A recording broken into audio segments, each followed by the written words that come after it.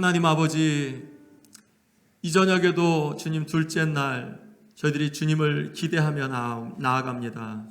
하나님 아버지, 이 세상에서 살아가는 우리들의 이 삶이 주님을 우리의 구주로 삼고 또한 동행하며 나아가는 그 삶 속에 주님이 비춰주시는 은혜의 빛, 또한 하나님 말씀의 빛을 사모하며 나아가오니 이 저녁에도 우리를 그냥 돌려보내지 말아주시고 아버지 하나님에 있는 영광의 빛으로 하나님 우리의 마음 구석구석을 비춰주시고 아버지 우리의 육신 구석구석을 만져주시고 아버지 우리의 또한 생각 하나하나의 가운데 주님의 지혜를 덧입혀 주셔서 분별하고 또한 합당하게 살아갈 수 있도록 주님 은총 내려 주옵소서.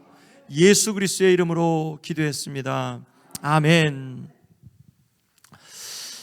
우리가 이 저녁에 함께 주님 앞에 나왔는데 이런 생각을 했습니다. 찬양하면서 아버지 집에 나왔는데 그냥 사랑받지 않는 아들처럼 멀찍이 있지 않고 혹은 아버지 집에 있는데 낯선 자처럼 있지 않고 하나님 아버지를 즐거워하는 자처럼 또한 여기가 내 집인 것처럼 아버지의 은혜와 아버지의 또한 사랑이 내 마음 구석구석에 그렇게 자리할 수 있도록 그렇게 아버지 앞에 있는 것을 더 즐거워하기를 원합니다 라는 그러한 기도를 주님께 드렸는데 아마 여러분들도 동일하리라고 믿습니다.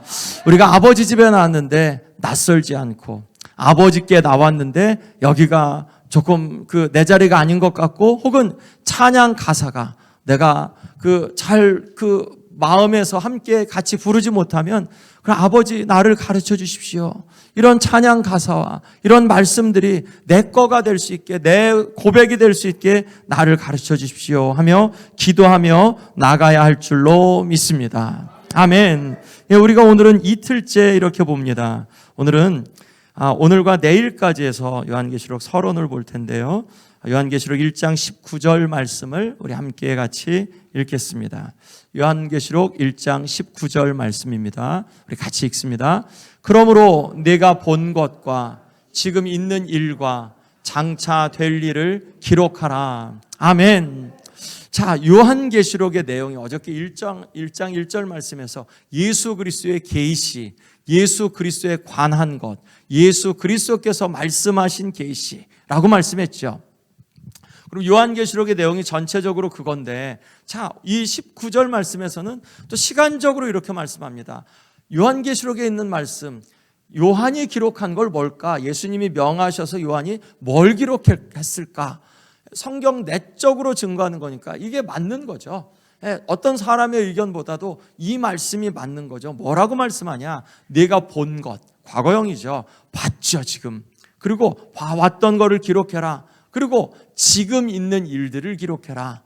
그리고 장차 될 일을 기록하라. 자, 여기에 요한계시록 전체 구조 안에 이렇게 쏙 들어가는 딱 맞춰지는 그런 말씀이에요. 1장 말씀까지가 요한이 본 그러한 말씀이고요. 2장과 3장 말씀, 그게 이제 그 당대의 교회에 대한 말씀이죠. 4장부터 22장까지가 장차될 일을 기록하는 것, 그렇게 이렇게 해석하기도 합니다. 그래서 이 요한계시록 1장 19절 말씀은 쫙 밑줄을 긋고 이게 요한계시록에서 시간적으로 말씀해 주시는 요한이 본 것, 그리고 지금 있는 교회의 일들, 그리고 장차될 그러한 일들에 대해서 과거, 현재, 미래가 기록된 것이 이 요한계시록 말씀이다라고 성경이 증거하는 것을 우리가 이렇게 살펴봅니다. 잘 보이진 않지만 여러분들이 아마 잘 안 보이실 수 있으실 텐데 그래도 중요한 표여서 제가 이렇게 좀 그려봤는데요. 요한계시록 전체 몇 장이죠? 22장입니다. 자, 그러면 내용을 한번 그냥 일별을 한번 해볼게요. 1장 말씀은 서론격으로 해서 하나님께서 예수님에게, 예수님이 요한에게, 요한이 이제 이 말씀을 쓰는 것이 1장 3절까지의 말씀이었죠. 4절부터는 요한이 보는 예수 그리스도께서 어떤 모습으로 나오는지 이제 구름 타고 오실 거다. 예수 그리스도에 대한 그런 말씀들, 그리고 예수 그리스도께서 뭐 빛난 주석 같고, 발이 빛난 주석 같고, 머리에 희기가 양 눈털 같고, 그리고 눈에서는 막 이렇게 광선이 쫙 나오는 것처럼 이렇게 불이 이글이글거리고, 이런 부분들 예수 그리스도에 대한 그런 말씀을 이렇게 묘사하죠. 그러고 나서 이런 말씀, 그리고 일곱 별과 또한 일곱 금초대, 그런 말씀을 하시죠. 1장 말씀은 그렇게 해서 이 서론으로 가는데, 2장부터는 2장과 3장이 일곱 교회에 관한 말씀이죠. 일곱 교회에 관한 그러한 말씀을 통해서 교회는 지금 어떤 상태냐? 교회는 지금 전투하고 있다. 예, 교회가 이 세상 가운데 존재하는 그러한 지금 위치는 전투 중이다. 예, 교회는 다 승리한 게 아니라 승리를 약속을 받았는데, 그런데 지금 전투 중이다. 그래서 에베소 교회부터 라오디게아 교회까지의 그러한 그 모습들, 신실한 교회도 고난받고 있고, 뭐 부유한 교회는 본인들이 괜찮다고 해서 자부심을 갖는데, 하나님이 볼 때, 예수님이 볼 때는 야 니네 꽝이야 라고 말씀하시잖아요. 그러니까 이 일곱 교회 모두가 다 지금 전투 중이다 라는 게 2장부터 3장까지의 말씀이고, 그리고 4장부터 5장 말씀까지는 이제 환상을 보게 되죠. 저 위에서는 4장부터 16장인데 거기서 조금 자르면 4장에는 보좌 위에 계신 하나님 아버지, 5장 말씀은 예수 그리스도, 구원자 예수 그리스도가 나오죠. 그리고 이제 6장부터 16장까지는 7가지 심판에 대한 3가지 종류의 7심판이 나오죠. 7인, 7나팔, 7금대접, 7대접. 그리고 중간중간에 삽입되는 게 있죠. 14만 4천 명들이 하나님을 찬양하는 모습, 어린 양 예수 그리스도를 찬양하는 모습이 7장에 나오고, 그리고 이제 그 이후에 8장 말씀에서 나팔 소리가 8장 9장 나오다가 10장 말씀에서 천사들이 하나님의 말씀을 갖고 있고, 11장에선 두 증인의 말씀이 나오고, 7나팔이 막 불려고 할 때 불려지자 이제 12장 말씀에서 그 짐승의 이야기, 또한 그 해를 입은 여자 이야기 나오고, 13장에서 짐승의 이야기가 나오고, 그러고 나서 또 구속받은 14만 4천 명이 나오고, 16장 말씀에서 7대접의 그러한 심판이 나오죠. 자, 그러니까 3번에 걸친 심판이죠. 7인, 중간에 삽입 7장, 그리고 6인이죠. 7인을 뗄 때였었으니까 중복이 되죠. 그러고 나서 8장 말씀에서 7나팔을 부를 때, 그럴 때 9장과 10장에 10장과 11장 말씀에서 8, 9장에서 나팔 심판, 이제 9장, 10장, 11장 말씀에서 삽입되고, 그리고 13장, 14장 말씀에서 15장까지도 삽입되는 그러한 이야기가 나오고, 16장에서 7대접을 이제 쏟죠. 그리고 17장, 18장 바벨론의 멸망, 19장에서 이제 어린 양의 혼인잔치, 예수 그리스도께서 백마 타고 오시죠. 이제 마지막 심판에 이르러서 20장에서 천년왕국, 백보자 심판, 그런 것들이 그 가운데 나오죠. 그리고 이 두 종류의 심판, 의인의 영생, 죄인의 영벌이 20장 말씀 가운데 나오고, 이제 21장, 22장에서 새 예루살렘이 나오죠. 이게 전체 요한계시록의 그러한 내용이죠. 자, 그러면 거기에서 우리들이나 당대 7교회들에게 주는, 그리스도인들에게 주는 메시지는 뭐냐? 속히 오실 거다. 예수님이 속히 오실 건데 성도가 인내한다. 성도는 인내한다. 그리고 이 땅 가운데 환난이 있고 어려움이 있지만, 그렇지만 인내하는 성도, 전투 중인 교회들이 그 가운데서 주님을 향하여서 믿음을 두고 나아갈 때 하나님께서 영생의 축복과 또한 확신을 주실 것이다 라는 메시지죠. 그러니까 예수 그리스도께서 승리하신 주시니까 예수님을 붙잡아라 라는 게 요한계시록의 전체의 말씀이에요. 그러니까 요한계시록 구조가 그렇고요. 그걸 한번 조금 더 쪼개보면, 자, 7중 구조다라고 이렇게 이야기를 여러 학자들이 여러 개를 이야기하겠죠. 1장 말씀은 아까 이야기한 대로 서론이 나오는 거죠. 이제 누가 누구에게 보내냐, 그리고 예수님이 어떤 모습이냐, 예수님이 다시 오실 건데 요한은 어떻게 예수님의 환상을 보느냐라는 그 부분이 나오고요. 2장 말씀에서 이제 1장 그 옆부분에서 7 편지가 나온다. 자, 옆쪽은 여러분들이 보시는 것처럼 요 왼쪽은 삽입 나오고 오른쪽은 7 쭉 그렇게 나오죠. 예, 의도적으로 그렇게 하는 거예요. 서론 7 편지가 나오죠. 7 교회에 7 편지를 보내죠. 삽입 4장 5장 그 하나님 보좌, 그리고 예수 그리스도 구속자 예수님, 7 인을 떼고 삽입 14만 4천, 7 나팔이 8장 9장 말씀에 나오고 10장 11장 삽입, 여기에서는 하나님의 말씀을 가진 그 천사, 두루마기를 가진 천사, 그리고 두 증인에 대한 이야기가 10장 11장에서 나오고 7 이적 12장부터 14장, 이거 같은 경우는 다른 학자 같은 경우 삽입이라고도 이야기하지만 또 여기서 7중 구조로 이해할 때는 그렇게도 할 수 있다. 그리고 15장에서 삽입 나오고 16장에서 7 대접, 삽입 7 비전, 삽입 없고 이제 최후의 안식이 21장 22장에서 나온다라고도 그렇게 보기도 하고요. 또 어떤 학자는 4중 구조를 갖고 있다. 1장이 서론이면 첫째 환상은 7 교회에 대한 환상이다.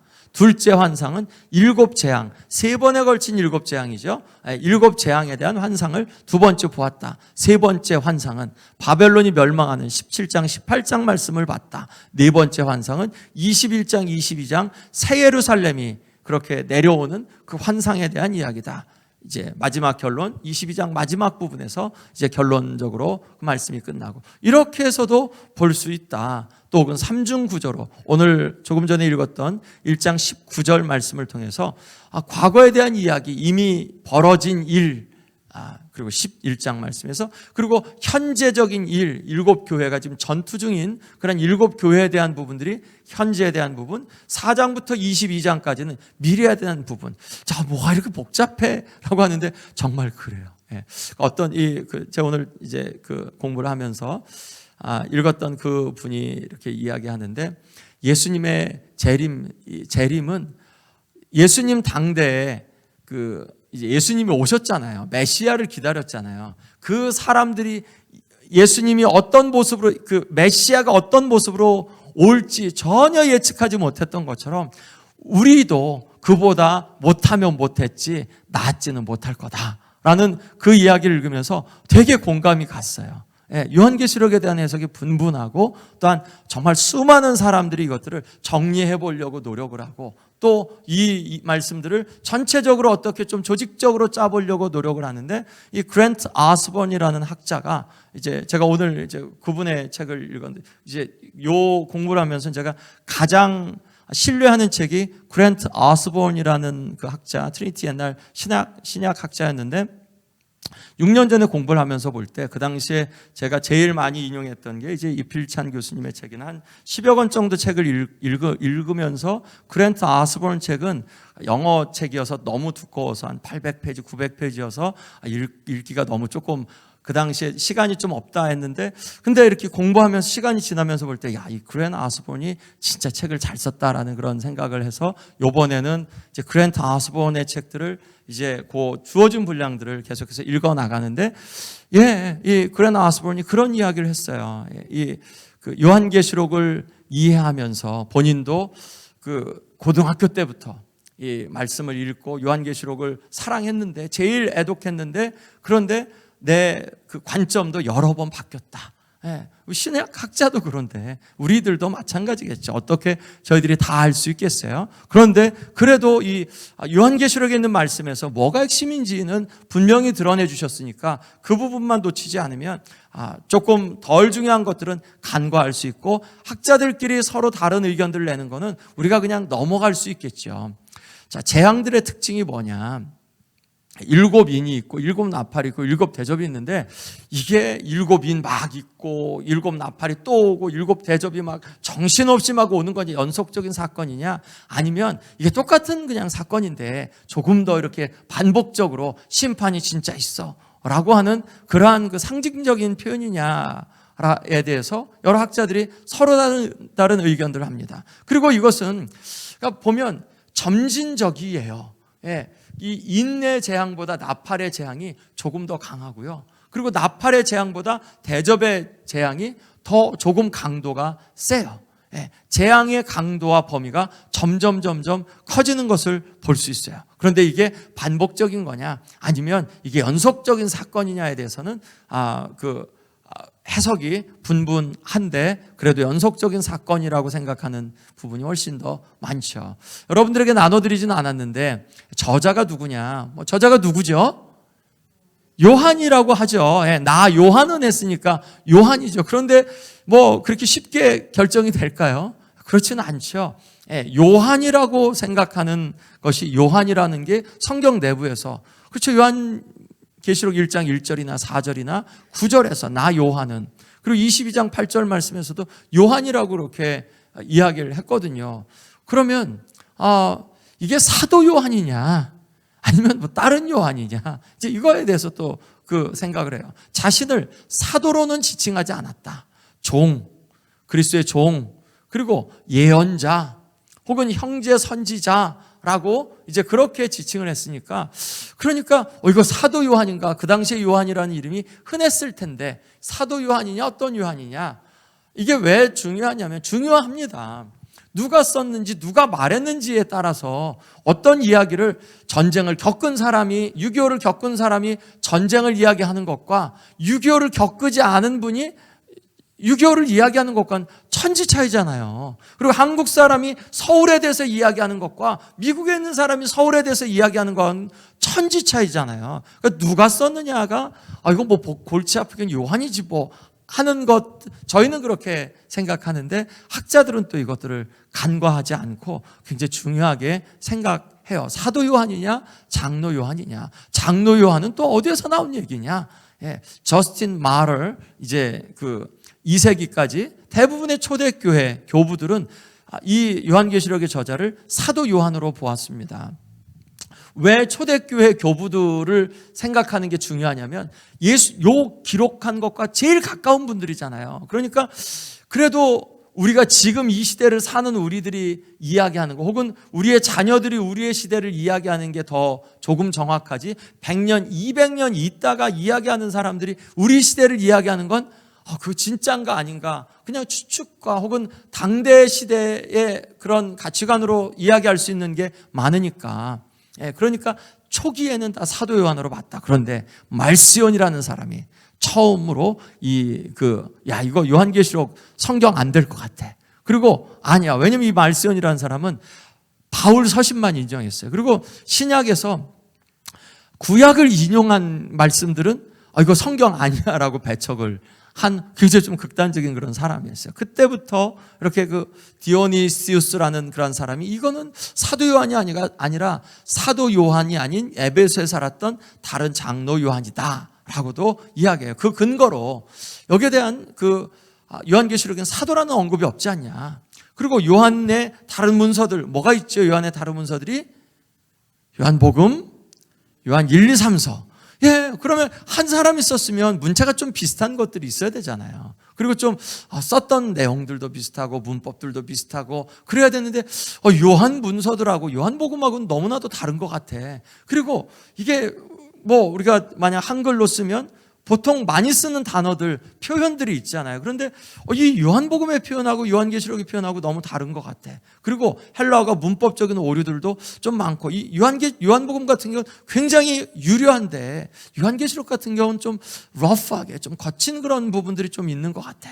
라고 하는 그러한 부분으로 디오니시우스는 이거 사도 요한이 아니라 당대 에베소에 있었던 다른 요한이라 라고 이제 결론을 내렸어요. 유세비우스도 이제 에베소에는 사도 요한과 장로 요한 두 명의 요한이 있었다라고 이야기를 합니다. 자, 그런데 이제 어떤 학자들은 사도 요한 저작서를 부인해요. 왜냐하면 복음서와 달리 많은 문법적인 오류들이 있고 신학적인 차이도 있다. 요한복음 같은 경우는 사랑의 하나님이 예수 그리스도가 사랑의 그런 하나님의 화신으로 이렇게 보여지는데 이 요한계시록 같은 경우는 심판이 앞서지 않냐, 그러니 이거 신학적인 차이가 있지 않냐라고 하지만 이 그랜 아스본이 그것을 반대하면서 계시록에는 사랑의 신학이 오히려 강하게 흐른다, 신학적인 차이가 나는 전혀 못 느낀다 라고 이제 그렇게 반박을 하고요. 그리고 어린 양과 로고스, 어린 양, 요한계시록 안에도 어린 양의 이미지가 강하죠. 그리고 또 요한복음도 강하죠. 로고스도 말씀이라는 그런 표현이 19장에서 요한계시록에서 나오죠. 성경 전체를 통틀어서 로고스라는 표현은 요한복음 1장과 이 요한계시록 19장에서밖에 나오지 않거든요. 그런데 이 로고스가 서로 다른 컨텍스트다라고 다른 사람들이 이야기하지만 그랜 어스본이 이것을 반대하면서 아니다, 이 어린 양과 로고스는 성경 전체에서 요한계시록, 특별히 로고스 같은 경우 이 두 책에서만 발견되니까 이 동일한 저작이다. 성령도 파라클레토스, 동일한 역할을 하는 것으로 보여진다. 그래서 이 아스본은 사도 요한이 이 요한계시록은 저작했다라고 확신하면서 그 이유로 충분한 초대 교부들이 지지했다. 그들이 훨씬 더 이 요한계시록과 가까운 시대에 살았던 분들이니까 그분들의 의견을 우리가 무시하면 안 된다. 또 복음서와 유사하다. 예수 그리스도의 신성을 드러내니까 복음서의 단어들과 많은 유사성들을 갖고 있다라고 이야기해요. 자, 이 말씀이, 그래서 결론적으로는, 물론 이제 그 결론은 학자들이 내린 결론이고 다수의 설은 요한계시록은 사도 요한이 기록했다. 예수 그리스도의 제자였던, 예수님을 보고 예수님과 함께 지냈던 사도 요한이 기록했다. 자, 이것이 우리에게 주는 그러한 그 무게는 뭐죠? 예수님과 같이 있었고 예수님을 알았고 예수님의 마음을 알았던 사람이 이 말씀을 기록했으니까 이 말씀의 신빙성, 이 말씀의 또한 그 진실성 혹은 내용의 정확성, 이런 부분들에 대해서 우리가 더 신뢰할 수 있다는 그런 말씀이죠. 그냥 임의적으로 누가 쓴 게 아니라 예수 그리스도 안에서 이제 그렇게 썼다는 것을 우리가 보죠. 자, 언제 기록되었는가? 이것도 중요하죠. 아버지가 이전에 말씀하셨는데 그걸 그 당대 20년 전에 썼느냐, 20년이 지나 그 당시에 30대 썼느냐, 아니면 30이 지나서 50살에 썼느냐. 그럼 50살에 쓸 때는 아버지가 20년 전에 말했던 것을 50살에 쓸 때는, 그러면 그때는 상황이 좀 바뀌니까 좀 성숙한 다음에는 내용들이 조금 달라지겠죠. 자, 언제 기록되었는가? 그리고 시대적인 상황도 굉장히 다르죠. 코로나 때에 있었던 거냐, 코로나 이전에 있었던 거냐. 제가 오늘 어떤 책을 하나 읽었는데 2018년에 썼던 책이에요. 교육학에 대한 그런 책인데 2018년 때 쓴 책인데 거기서 어떻게 나오냐, 나는 유튜브 TV도 이렇게 방영합니다 하고 이제 굉장히 자랑스럽게 그 책에다 이렇게 썼어요. 그런데 2020년이 지나면서는 유튜브 안 하는 사람들이 없을 정도로 되게 흔해졌죠. 자, 그것 때문에 언제 기록되었느냐가 굉장히 중요한 부분이에요. 자, 기록 연대를 이렇게 이야기하면서 뒤에 칼슨이나 더글라스 무나 레온 모리스 이런 분들이 구분할 때 이 요한계시록에서 포텐셜한 잠재적인 그러한 기록 연대가 될 수 있는 것은 클라우디오 때나 혹은 네로 황제 때나 아니면 도미티안 때나 혹은 트라이안 때 이런 정도로 압축이 된다 라고 이야기를 해요. 그런데 전체적으로는 도미티안 때, 황제 때 81년부터 96년 그 사이에 기록된 것으로 보여져요. 그런데 또 많은 학자들은 19세기 그럴 때는 이거 네로 황제 때 지어진 거다. 왜냐하면 네로 때 핍박이 강했으니까 라고, 그렇게 네로 황제 때 지어졌다는 그러한 일부의 학설도 있어요. 그런데 전체적인 그러한 의견으로는 도미티안 황제 때 81년부터 96년까지 왜 그러냐? 근거가 뭐가 있냐? 연대 결정을 하는데 요소는 요한계시록 안에서 황제 숭배에 대한 이야기가 나오죠. 버가모 그런 이제 교회 안에서 나오는 것. 나중에 이제 사진 같은 것들도 좀 보고 그럴 텐데, 제가 갔다 왔잖아요, 지난 여름에. 그러니까 사진도 좀 찍어 왔습니다. 황제 숭배, 계시록의 주요한 문제였죠. 황제를 신격화하는 문제.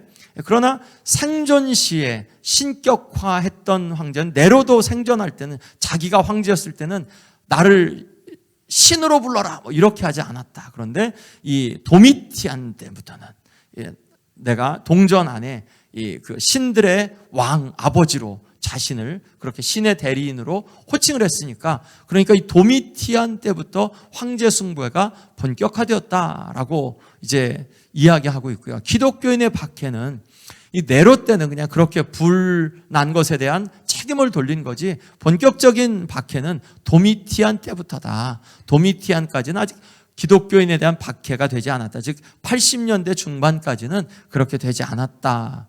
교회들의 배경을 볼 때 이 7교회들의 배경이, 아직까지 이렇게 그 서문학교회 같은 경우는 네로 황제 때는 교회가 세워지지 않았는데 서문학교회 이렇게 보내는 거 조금 그때는 맞지 않는 것 같은데, 서문학교회가 존재한 이후에 보내야 되는 거잖아요.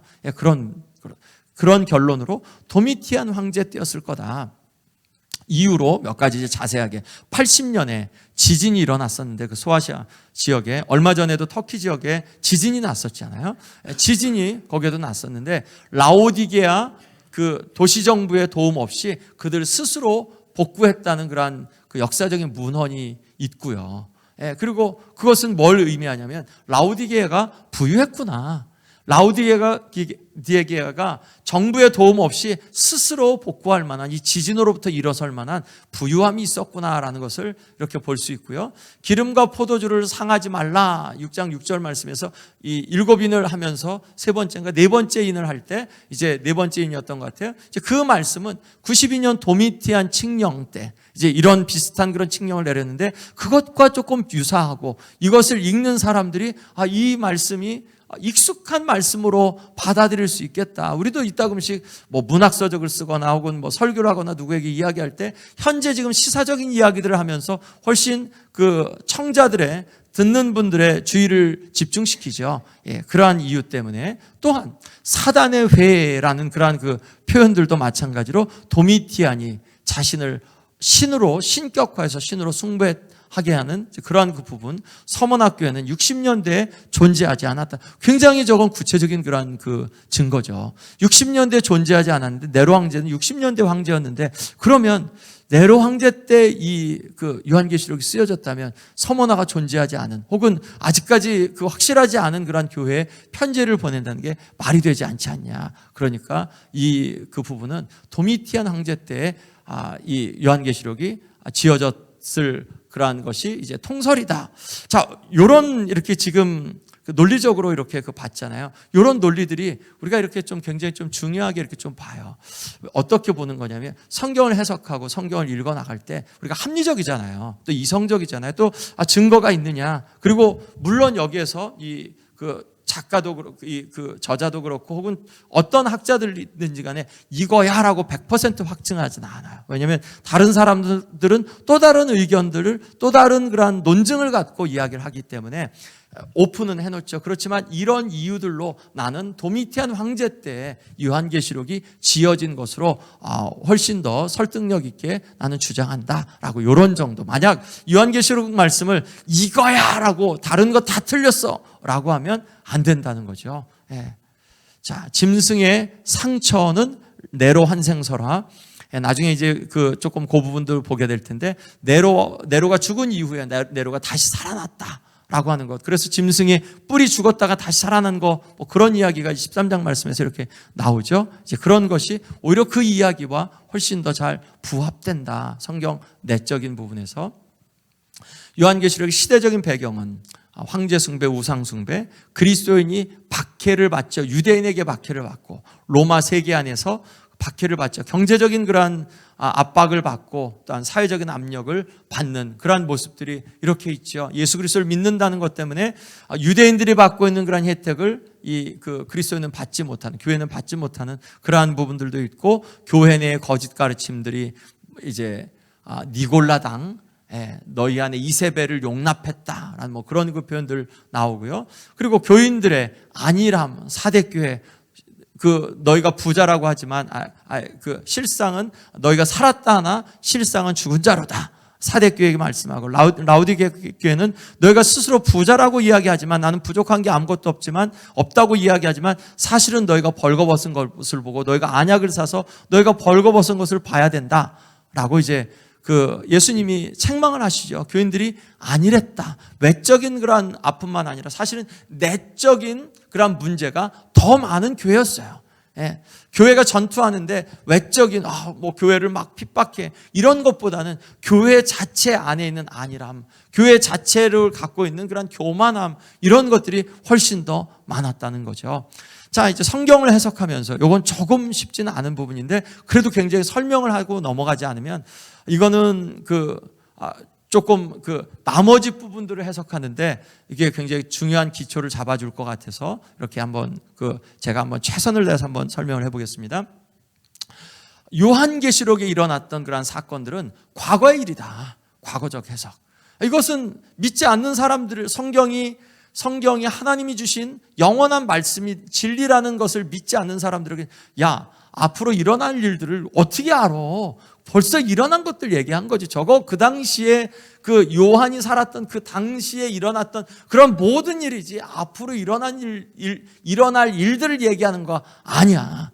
자, 가만히 봐봐. 저 짐승이 그 당시에 이 로마 황제를 일컫는 거고, 뭐 이런 식으로 이 적그리스도는 로마 황제를 일컫는 거고, 그리고 이런 그 핍박과 이런 저기는 유대인들이 핍박하는 거, 당시에 살았던 로마 사람들이 핍박하는 거, 교회가 당했던 그런 경제적 어려움, 뭐 그런 것들이지. 혹은 이제 이 예루살렘 안에 있는 그런 핍박의 그러한 상황들 그때 다 일어났던 거지. 이걸 갖고 어떻게 우리가 앞으로 일어날 일이라고 얘기해?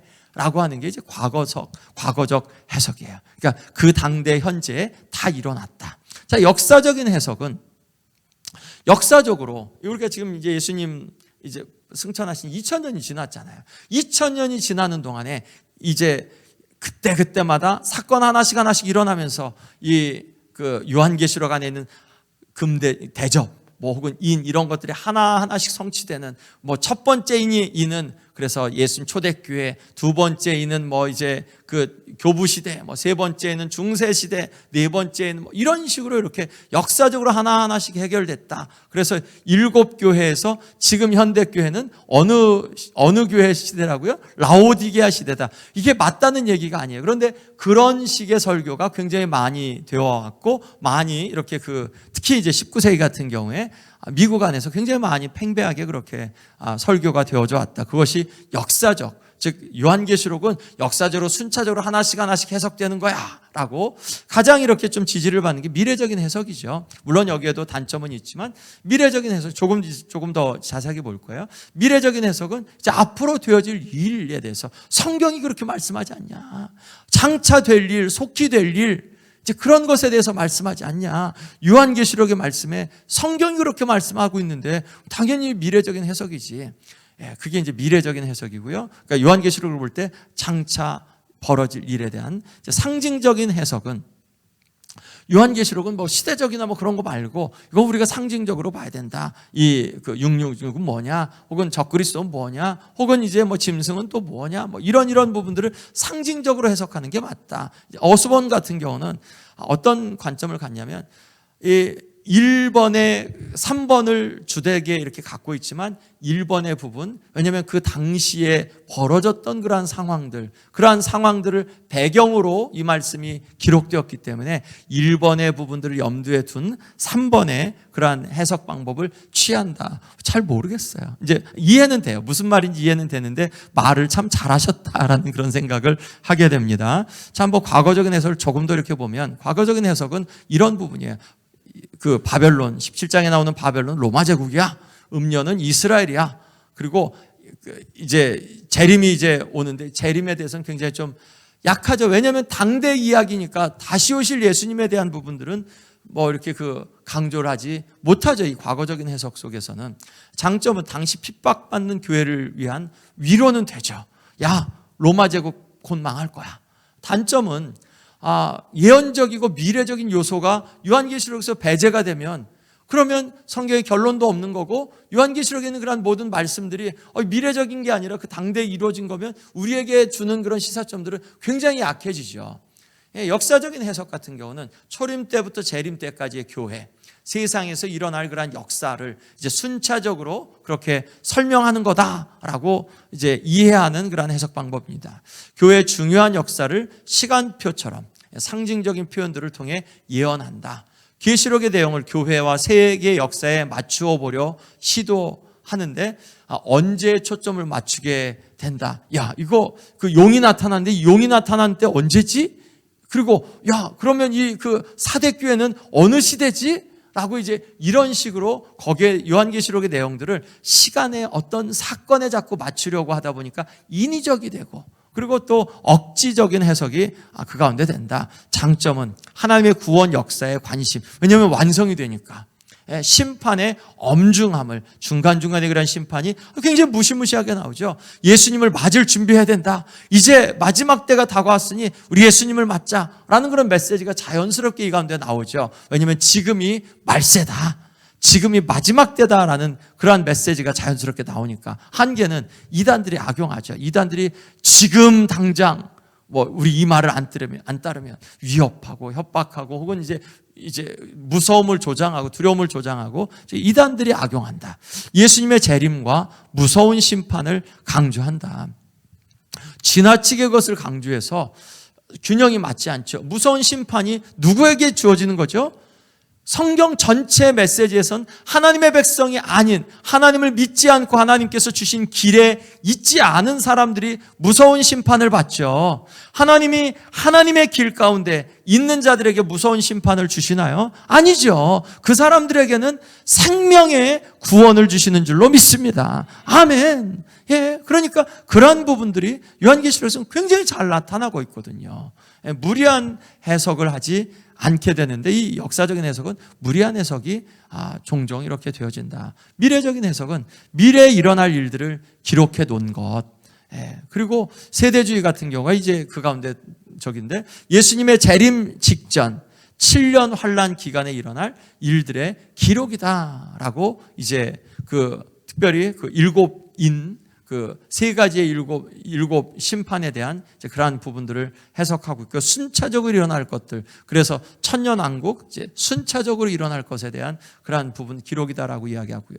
장점은 미래에 일어날 일들에 대한 관심을 갖게 하지만 단점은 당시의 1차적인 수신자인 교회들에게 주는 메시지가 희석이 된다. 가만히 이렇게 보세요. 이렇게 요즘에 어떤 분들은 이렇게 666을 베리칩이라. 80년대 같은 경우 슈퍼컴퓨터가 666이야, 짐승의 수야. 90년대에는 크레딧 카드가 666의 짐승의 수야. 이제 베리칩 받지 마. 그거 하면 이제 다 끝나. 자, 그러면 이 그랜 아스번이 하는 이야기는 굉장히 좀 설득력 있는데 이런 거죠. 야, 그러면 초대교회 성도들은 베리칩을 알았겠냐? 컴퓨터를 알았겠냐? 그럼 그분들은 뭐야, 그러면?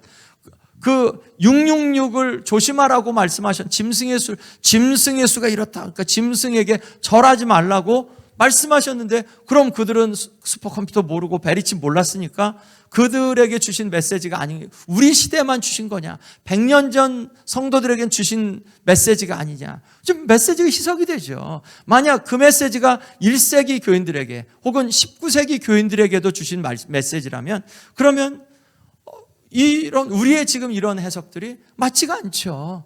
왜냐하면 이게 우리가 그게 위험하면 그러면 1세기 전에 100년 전의 사람들은 그러면 그때는 짐승이 없었던 거냐? 그들은 주의하지 않았어도 됐던 거냐? 그런 건 아니죠. 그러면 100년 전의 성도나 지금이나 혹은 1세기의 성도들, 초대교회 성도들에게도 동일하게 주신 메시지라면 그러면 이런 부분들에 대해서 우리가 주의하여 해석해야 되지 않겠느냐. 상징적인 해석 같은 경우 계시록의 역사적인 요소를 부인한다. 단지 하나님 나라와 사탄의 세력과 영적인 전쟁을 상징적으로 묘사한다고 보는 해석 방법, 그리고 역사적인 사건, 예수님의 재림에 관한 강조는 배제되고 다만 영적인 전쟁에서 하나님이 승리한다는 내용을 주제로 삼는다. 그게 이제 아까 베리치 이런 게 상징적 해석이에요.